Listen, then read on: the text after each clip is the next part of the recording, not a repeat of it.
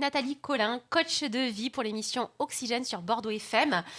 On parlait un petit peu de la transmission via le coaching, de ce que Nathalie Collin était capable de nous apporter. Donc, beaucoup de belles choses, remettre du sens dans nos émotions, être maître de son destin, etc.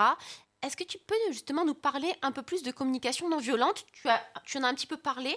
Ça peut être utile pour toi, à ton avis, au niveau des couples, des enfants. Est-ce que ça peut être une solution face à la colère, l'agressivité que vivent certaines femmes ou certains enfants, même certains hommes, hein. On parle beaucoup de violence envers les femmes. Il y a aussi des hommes qui peuvent vivre cette agressivité-là. Est-ce que ça peut être un bon outil, selon toi, pour lutter avec amour vis-à-vis de ces problématiques-là ? Alors, c'est toujours un bon outil quand on a envie aussi de s'y mettre, parce que les outils font pas forcément des miracles. J'ai envie de dire, malheureusement, on ne peut pas faire de la communication non violente avec tout le monde, parce que voilà.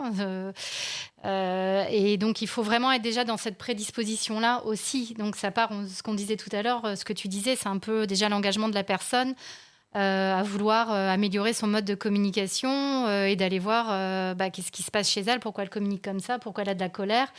On va se relier aussi là, du coup, à la gestion des émotions. Et puis après, effectivement, l'outil, il paraît simple comme ça, mais c'est une question très complexe. Oui, c'est une question après de pratique, de réflexe, de changer ses réflexes, ses habitudes, de faire des pauses aussi au lieu de partir tout de suite dans encore une fois, dans le mental ou dans le reptilien, dans le cerveau reptilien qui, hop là, nous entraîne vers quand on sort de nos gonds.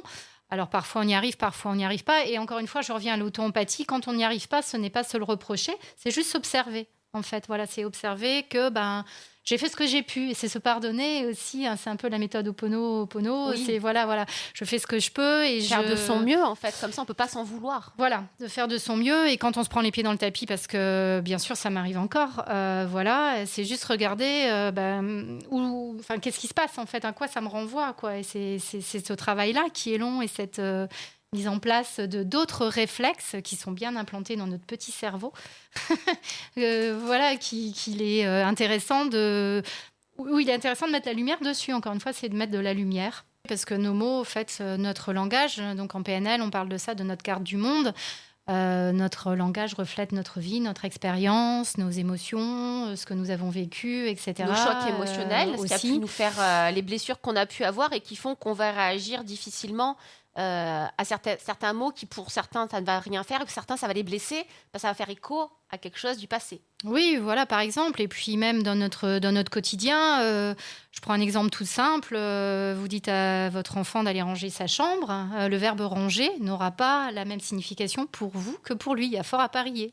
Voilà, donc peut-être que lui va ranger sa chambre et quand vous allez rentrer dans la chambre, vous allez trouver que sa chambre n'est pas rangée. Vous lui avez peut-être dit de ranger sa chambre, mais vous ne lui avez pas demandé qu'est-ce que c'était pour lui de ranger. Voilà, c'est ça en fait la différence. Vous voyez, les subtilités du langage. Et de bien planifier ce que l'on demande. Aussi. Déjà de spécifier et quel est mon besoin derrière en fait. Pourquoi j'ai besoin que tu ranges ta chambre ou pourquoi j'ai besoin que tu passes moins de temps sur ton écran. Peut-être que j'ai besoin d'être rassurée en tant que maman.